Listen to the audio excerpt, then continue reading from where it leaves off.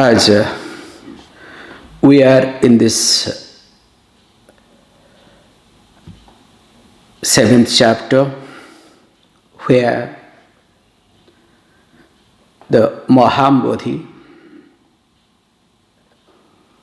Samudra, the ocean, the sea,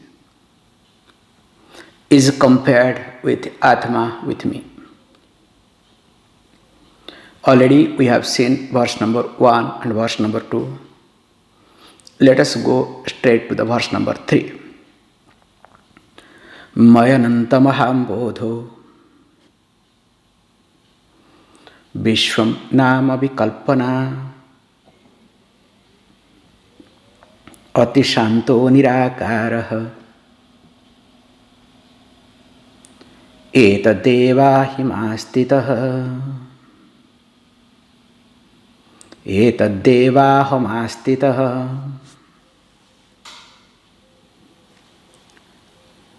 Mai Ananta Mahambodho Vishwam Nama Vikalpana iti. In previous verse, he was highlighting that when you start looking at this Mahambodhi, this sea or ocean or this Jagat, so what you can do is that all this vikara, the changes that takes place, is nothing but they are waves. That's why in the previous verse, Jagat Tarangavat, Atma Samudravat, that we have seen. And because of that reason, for a Jnani Purusha, Name Pruddhi Nachakshati hiti. So that means there is no labham, there is no hanin ityarthaha. And we saw very carefully that Jagat is equal to Tarangaha. So Jagat means universe, Taranga means waves. Atma is equal to Samudraha, means the ocean. That means what? Then arises the Taranga, the waves. So that means what? Nama Rupa, name and form. Asta means what? Again, Nama Rupa, the name and form goes back. But in this case, Atma neither grows nor decays. Nainam chinnanti sastrani, nainam dahati pavaka. Already we have seen in Bhagavad Gita. Here he goes one step again, highlighting this point that look, yes, what you called as Jagat, remember, this is only Vikalpana. So Vikalpana means thoroughly well-planned imagination. So we call as conceptual projection. It's not ordinary projection. So there is a concept, and that you fuel, you establish, you do very systematically. You can look at yourself also. Simple projection and conceptual projection. So I don't want to bring anybody, but still I love to bring somebody. So there is one organization, okay? So already person understood. So there is one organization, or each one of you when you work with organization, what happens? And if you don't want to, you can understand this political parties, each country. So how this political party work? They do work with a conceptual projection. That brotherhood and whatever concept they create, and all the concept is against somebody or something. Interestingly, political party cannot grow without going against. That's why they have to spread hatred. Without hatred, it is impossible for a political party to flourish or survive also. That's why we say when a political movement takes place, including freedom movement, that is completely based on hatred. Because without creating that hatred, it will not work. That's why here, how that works and people believe in it. Whole country believes, like all freedom movements. Whole country believes. How does it happen? Because of a conceptual projection.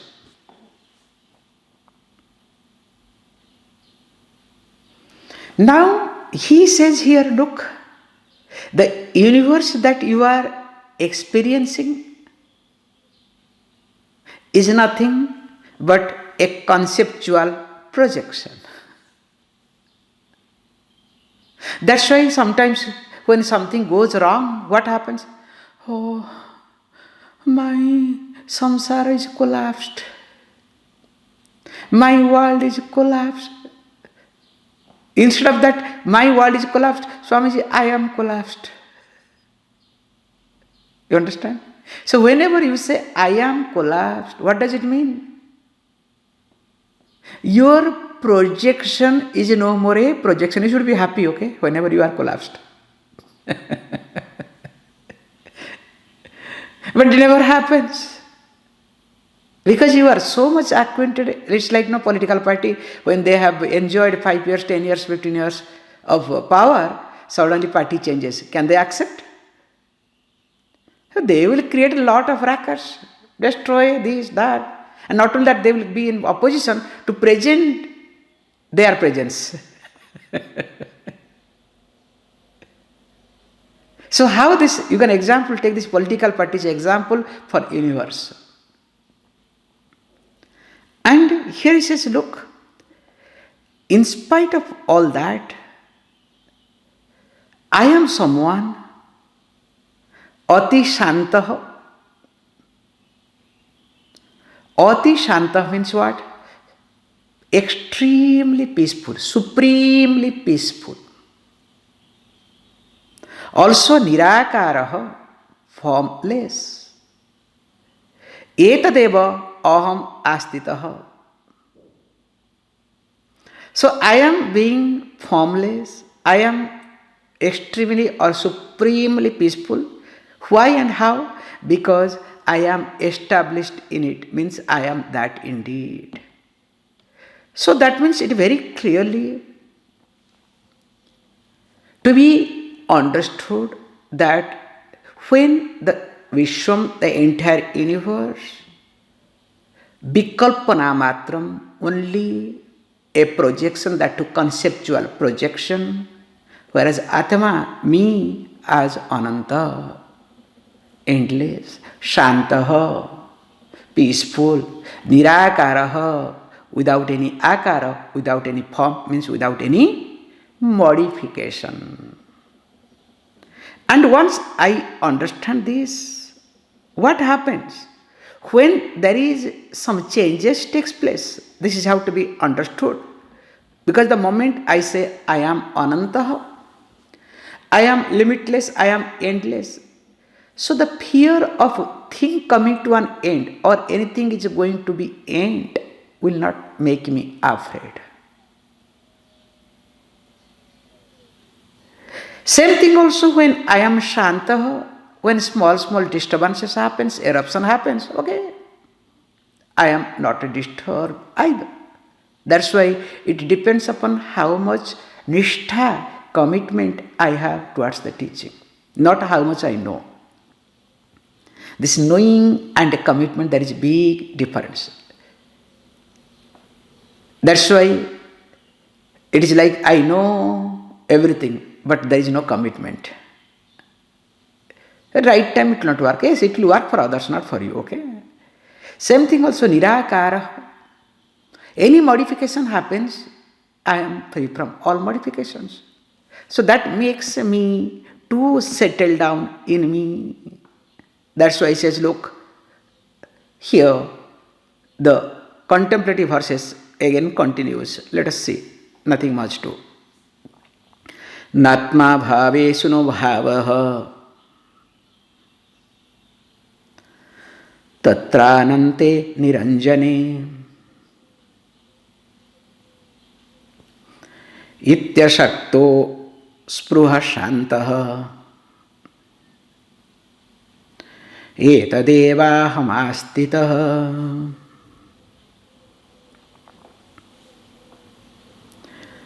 Same concept continues. Anante niranjane tatra atma bhavesu na bhavah atmani narite. Iti asaktah asaktah not asaktah aspruha shanta aham etat eva astitah iti. So he highlights this point. Please understand. Now he says tatra atmani.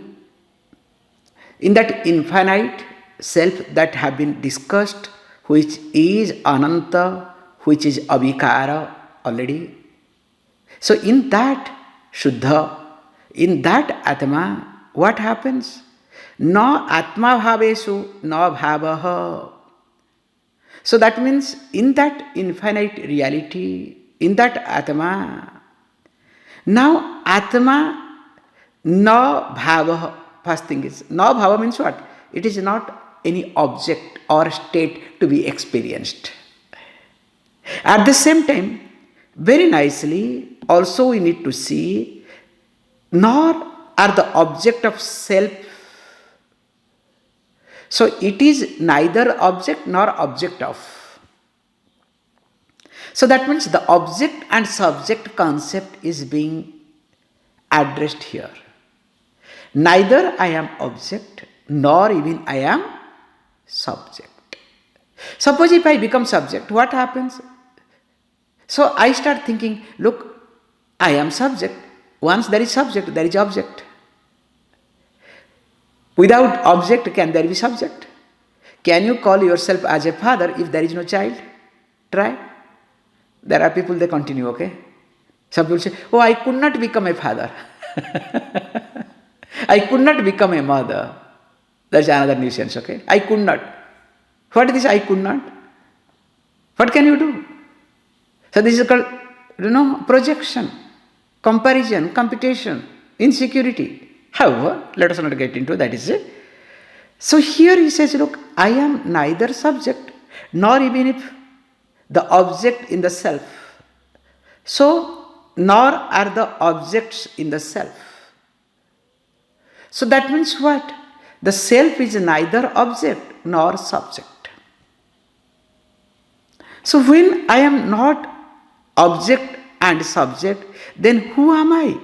He says, look, only that I can understand when I try to understand that ashaktah, aspruha, shantah, etat eva aham astitah. When I am firmly established, this is called commitment. When I enjoy my nitidhyasana. So when I say I enjoy nitidhyasana, because in life we enjoy something or other. And without that, without bhaktritva bhava, there is no kartritva bhava, you will not feel like living your life. So here, enjoyment is with my nitidhyasana. So what is in nitidhyasanam? Nitidhyasanam resolves the doubt that I have. Always I think I am attached, because of attachment this happens, that happens, I need to be attached. Nitidhyasana says no, you are unattached. So you start resolving, not fighting, resolving with attachment and your understanding. That's why long before nitidhyasanam, enough mananam and shravanam has gone through. Or else what will happen while nitidhyasanam? You will do. You understand? Fighting with your thought. Or when you cannot fight,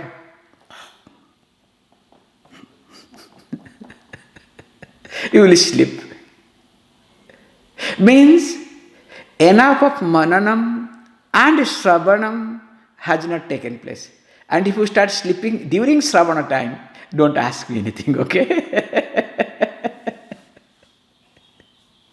However, so he says, asaktah Then comes aspruha. Aspruha means that no spruha, there is no longing, free from longing.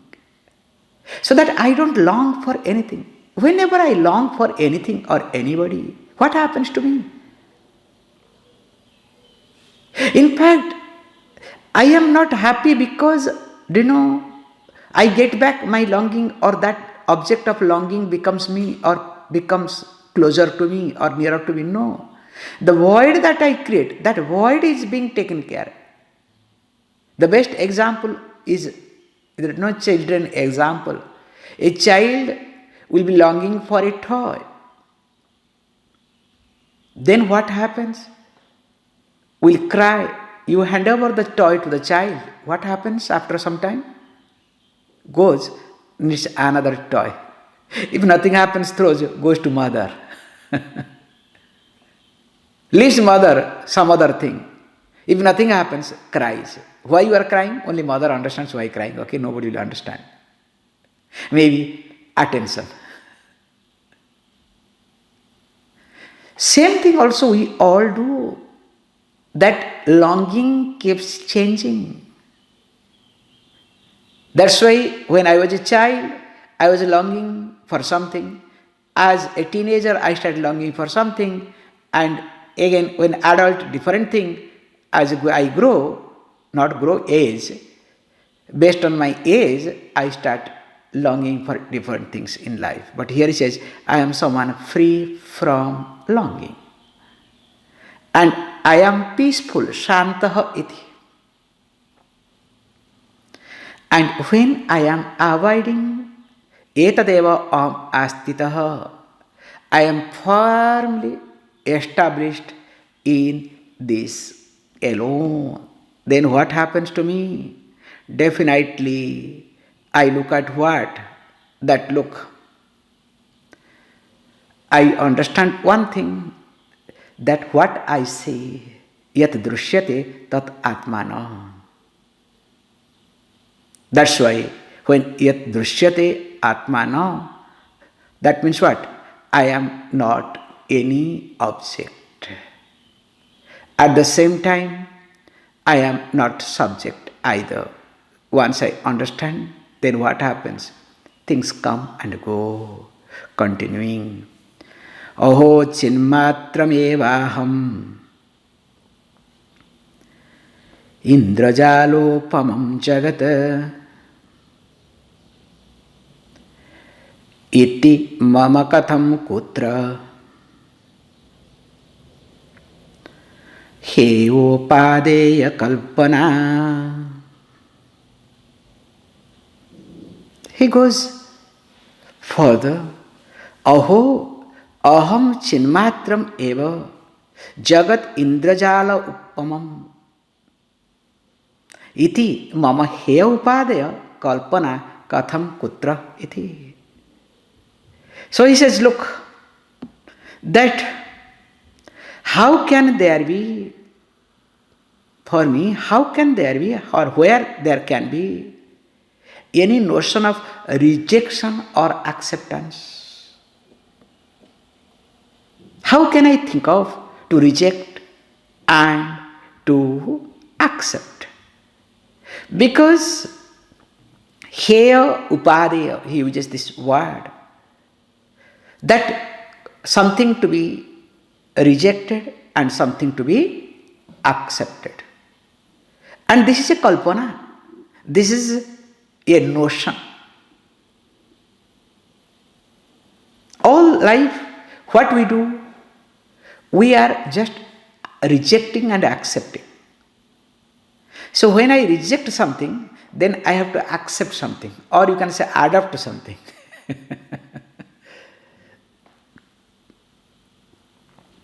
Then why to reject? And today what you accept, what is the guarantee that you will not reject? Today what you accept, what is not a guarantee? Where is the guarantee? Can you give me? That no, today I am accepting, tomorrow no. Because rejection follows acceptance. Again, acceptance follows rejection. It is a cycle. And here he goes very carefully. He says, look, aho, that means what? This is exclamation of wonder. And this sort of thing comes when it comes, because if we try to understand that when a person understands the truth, become really wow, aho, vismayati. He says, what he says? Look, I understand that aham vijnanam anandam brahma, which being talked as pragyana brahma also. Aham prajnanam eva iti. Now, if I am pragyana brahma, I am ananda brahma, so that means what? I am chitrupa iti. So chit matram, chin matram iti. So that means what? Pure consciousness alone. Not only that, this is me. So I am pure consciousness alone. And interestingly, this world, Jagat, is what? Indra Jala Upamam. Fantastic word he uses. This world is like a magical illusion. Indrajala. So that means what? It is exactly like magical illusion. It's not an ordinary illusion. I don't know whether you remember or not, in magic world, nowadays in the social media very popular, actually the way they try to present, how they manage, that everything appears as real. Like cutting the body into different parts, lifting the body from the height. And interestingly, what they do, I can tell you one small thing, because in childhood we have gone through. So when they come to the village, so that they need one person to be, support them, just to create. And they will ask you that what sweet do you want to eat? So that from nothing they will bring that sweet. Don't ask me, horrible taste. I have tried, few times in different occasions. In the beginning, I was caught with them. Later on, I became smart. I tried to confuse them. So what they do, they understand your psychology. They have that much capacity. And they will talk like 10 sweets, and one sweet they will talk in such a way, your subconscious mind will suggest that sweet. And what sweet they are having, only that sweet they will talk in such a way that you will say, yeah, you need that sweet. And that's why they catch hold of children or weak people, so that you cannot think. And I have gone through, yes. In fact, in the beginning I was shocked. Then later on I discovered which sweet that fellow does not retain, does not talk. I will ask for that. So the fellow cannot provide. No, let us change it. Okay, we'll try. Now this fellow has gone, will not come, it will take time, it will long time. Can we change? No, I want that one. No, let us change. Then again he will try to give some other name, then I will change it. So after 2-3 times, definitely I am caught. So whatever that sweet he will have, he will give it. But the way the fellow presents, you cannot imagine. Like putting some seed, pour water and cover it, and within half an hour towards end you will see that seed will have a small plant and some small fruit. In half an hour time. Suppose if the person is capable of doing that, why should he move around and beg? If he has got this capability, what he should do? He can take a few acres of land and start cultivating. Not few acres. 1 acre is enough, because by that time he puts and comes to the other end, again he has to pluck. and sell. But all these are possible because this is called Indrajala, magical illusion. So here he says, look, here me also, when I see, when this world is like a magical illusion, now tell me, for me, where and how can there be any rejection or acceptance? So that means if I reject, I am rejecting my notion. If I am accepting my notion. Because there is nothing to be rejected, nothing to be accepted either. Because, that's why I say katham. Why? Because wherever there is duality, there can be rejection. Where there is advaitam, how can you do rejection or acceptance? So what he says in this verse, he says, look, Atma is Chinmatra, the consciousness alone. Jagat like Indrajala, some magical illusion. Then Dvaitam takes place because of Kalpana.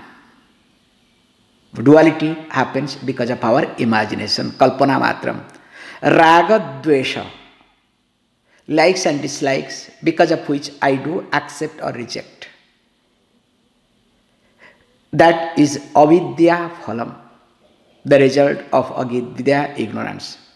And when a jnani here is heyopadeya varjitaha iti, free from both heya and upadeya, both rejection and acceptance.